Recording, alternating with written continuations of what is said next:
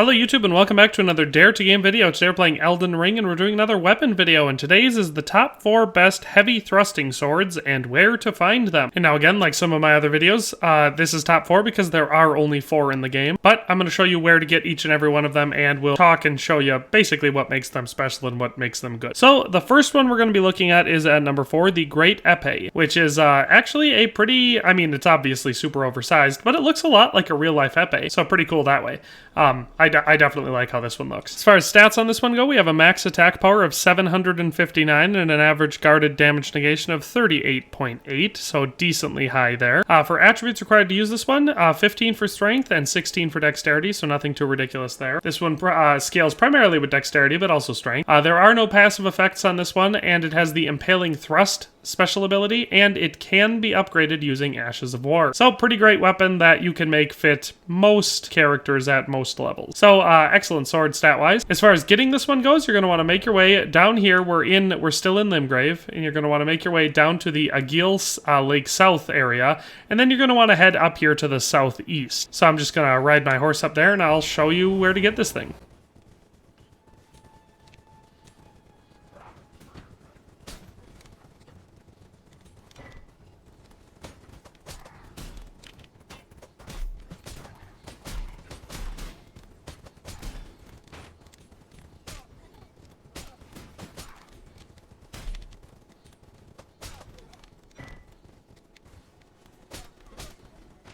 Alright, and so you'll actually find it right in... Oops. Forgot about these Caden guys here. So you can see it's a very strong thrusting weapon. Obviously not a whole lot going on there as far as slash is concerned. And as you saw when I was fighting before, probably sped up, but on horseback it works a lot like a spear. So in this chest here, you will find the Great Epee. So you don't have to go all the way up like I did. I was just trying to distract the guards and kind of spread them out a little bit more. But yeah, it's decently easy to get. Like I said, you just make your way right up into here, and it'll be right in this chest. And so that is where you get it. Obviously, I've showed you a little bit of the combat so far, but it's basically going to follow suit. It's a lot like the standard thrusting swords in that they're primarily thrusting weapons, so you don't do a lot of slashing with them. But obviously, this one is going to be just a much larger, slightly slower moving one, but still pretty decently quick. I think it thrusts faster than the spears, at least to a degree, a high enough degree that it makes it worth using it instead. I'm using it in two-handed mode. It's probably the best way to use it, or maybe the most conventional way. There's one other way that's obviously a great choice if you have the option, which is dual wielding it. So obviously you have to have 2 of them to dual wield, but when you do, it will just obviously give you a ridiculously powerful ability to rapidly inflict lots and lots of damage with these bad boys. So that is the Great Epee. Let's move on to number 3. Alright, and so for the number 3 spot, we have the Bloody Helice, which is a real unique looking weapon. Obviously it would be a weird weapon to use because it kind of looks like an auger, but it is a very cool and unique design. As far as stats on this one go, we have a max attack power of 734 and an average guarded damage negation of 41.8. As for attributes required to use this one, we have a strength requirement of 16, dexterity of 19, and arcane of 17, so we do have an arcane requirement. There is a passive effect, and that is that it causes a 67-point blood loss buildup. We don't have the ability to upgrade this one using Ashes of War, but we do have the Dynast's Finesse special ability, or weapon skill I should say, and basically that is just a strong attack that you like lunge back to give yourself some space, and then you can thrust it, and then immediately follow up with a strong attack for a pretty powerful slashing attack. As far as getting this one goes, you're going to need to be up here in the Altus Plateau region and make your way over to the Writhe Blood Ruins, and once you're over here, you're going to be looking for this kind of mostly intact structure over here. There's going to be a whole bunch of enemy types around here, and they're real annoying, so I just run around them for the most part, especially these blobby looking ones. And you're going to want to make your way down into this little catacomb area, and there's going to be a boss fight here, and once you've completed it, you can go through this door in the back, and you'll find this weapon in this chest. As you can see, I've already done it, but that is the process. There's a boss fight that you'll fight, and then just open the door and grab it from that chest. So that is how and where you get the Bloody Helice. And then for using it, again, you're going to have lots of options. You can either use it in one hand, use it in both hands, or you can dual wield it. So all of those are going to have their options. If you're using it one hand, then you'll be able to pair it with a nice heavy shield and give you a very similar type of playstyle as using a spear, because you'll be able to block most damage with your real heavy shield and then just impale your enemies with a lot of thrusting damage. Two-handed, it's going to be excellent for probably most people's preferred playstyle with the thrusting swords. It'll just give you that speed increase to your thrusting and also damage. Your heavy attacks are just going to be slower thrust attacks, but they'll work kind of the same. And then, of course, my favorite, dual wielding, because that unlocks the special dual wield moveset, which is crazy powerful. So, as far as using this weapon goes, you can do it lots and lots of ways, but no matter which way you do it's going to be a pretty effective weapon. But yeah, decently powerful weapon. Obviously, like I said, you're going to see a huge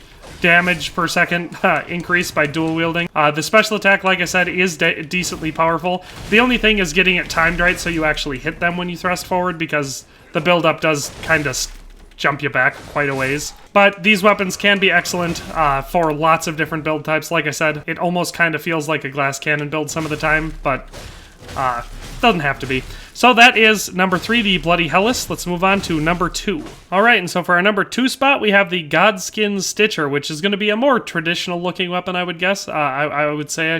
Just, you know, long, pointy, and has a little spirally thing coming off the back, so it's got a pretty cool design. As far as stats on this one go, we have a max attack power of 774, so a decent step above the last. An average guarded damage negation of 41. This one, for attributes required, has 14 for strength, 17 for dexterity. There are no passive effects, but we do get the impaling thrust weapon skill, and you are able to upgrade it using Ashes of War, so you can customize this one to fit your specific playstyle or desired damage type. So as far as stats go, definitely an excellent weapon. As far as getting this one goes, it's going to be the drop for a boss fight, and you're going to want to start in the Volcano Manor area, so using one of the methods to get up here, you get to Volcano Manor, and then I'll just kind of zip through it to show you how to get there. So starting right here in the main room.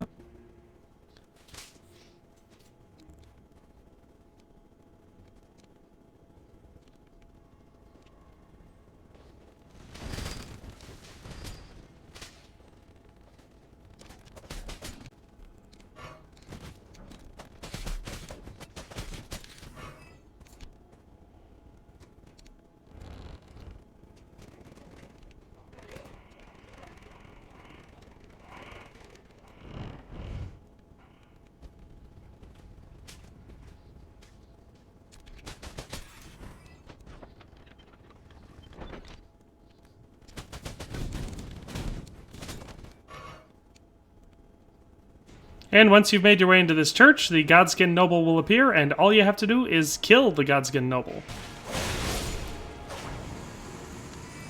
Alright, and once you've defeated the Godskin Noble, they will drop the Godskin Stitcher, and also a Noble Presence thing. So that is how and where you get this weapon. And so again, for using it, it can be used effectively one-handed, especially if you pair it with a nice big heavy shield, or you can utilize it two-handed, or of course, for my favorite mode, you know, dual wield it. So however you like. Obviously you can't dual wield unless you have two of them, but you know, what are you gonna do? So those are light attacks, and we'll do some heavy attacks on these guys over here. Do a jumping heavy attack. Hiya! Nice powerful lunge. This guy will do a charged standing heavy attack. There we go, another lunge. Does decently high damage and can oftentimes penetrate through, you know, prepared guards.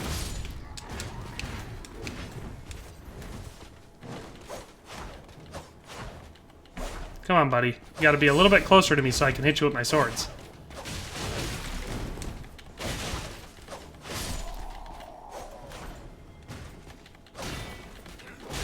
That guy was just waiting. He didn't want to fight. Alright, but yeah, so that's number 2, the Godskin Stitcher. So let's move on to number 1. Alright, and so for number 1, we obviously have the Dragon King's Cragblade. Not only is it the last heavy thrusting sword, but also by far the best, actually being, in a lot of people's opinions, one of the best weapons in the game. So as far as appearance on this one, I'm guessing it's supposed to be like a tooth, or maybe part of the wing or something of a dragon, because that's just kind of what it looks like, but it's a big, long, pointy thing. It looks more like a lance than a sword, which is kind of fun, because it gets so wide at the base. As far as stats on this one go, we have a max attack power of 897, so over 100 points higher than the Godskin Stitcher, and an average guarded damage negation of 37. For stats required to use this one, we have strength of 18 and dexterity of 37, and so this one is going to scale primarily with dexterity, but also strength. No passive effects on this one, and it cannot be upgraded using Ashes of War, but it does have the Thundercloud form, which is an extremely overpowered special attack, so definitely something great there. As far as getting this one goes, I can't actually show you the specific location. I know exactly where it is, but I haven't unlocked that region yet in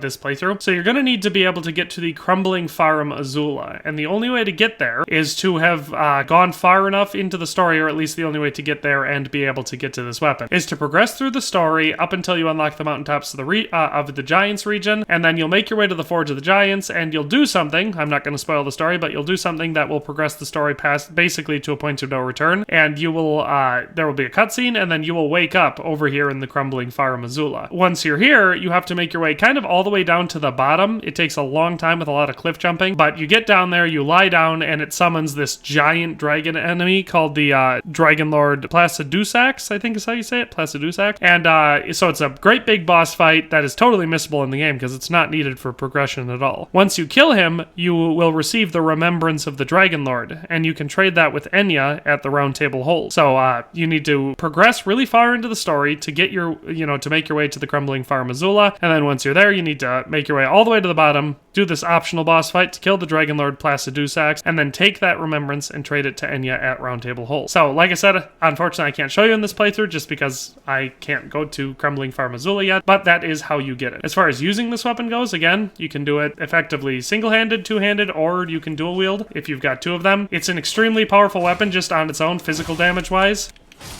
Quit clowning me, guy. And so you can see it does some lightning damage when you actually land hits on people. Here's our heavy attack. Now we'll do a jumping heavy attack. Nice and powerful. But again, the special thing is going to come into play when you do the weapon skill. So you kind of zip around as a cloud for a little while dealing damage, and then when you land, you do a big old ball of damage. It can be very, very overpowered. It's super easy to kind of cheese quite a few enemy types using this special attack. Now, obviously, it's an endgame weapon. You have to have progressed really, really far in the story and made it to one of the most endgame regions to even unlock it. So, not something that everyone can just rush to early, but if you've gotten it from a previous playthrough, it's really, really useful in new journeys. So, excellent weapon, really, really powerful special attack. Of course, if you've got two of them, you can, like most heavy thrusting swords, very effectively use it for dual wielding. But yeah, very, very effective weapons. I think the heavy thrusting swords are slept on. Like, a lot of people don't pay them much attention just because they're kind of a weird niche weapon. But they are very powerful. They're like a much faster thrusting spear in a lot of ways. Their special attacks, for a couple of them, can be very, very powerful. And if you dual wield them, they're just incredibly powerful. So that is my top 4 best heavy thrusting swords. What they do, what their stats are, and where to find them. Hopefully you found this video to be entertaining and useful, but we'll see you next time. Thanks for watching another Dare to Game video. If you liked this video, please leave a like and a comment. If you haven't already, be sure to subscribe to the channel. If you like my content and would like to support this channel, consider becoming a member today for as little as $1.99 a month. It makes a huge difference. But in any case, thanks for watching and have a nice day. I'll see you next time.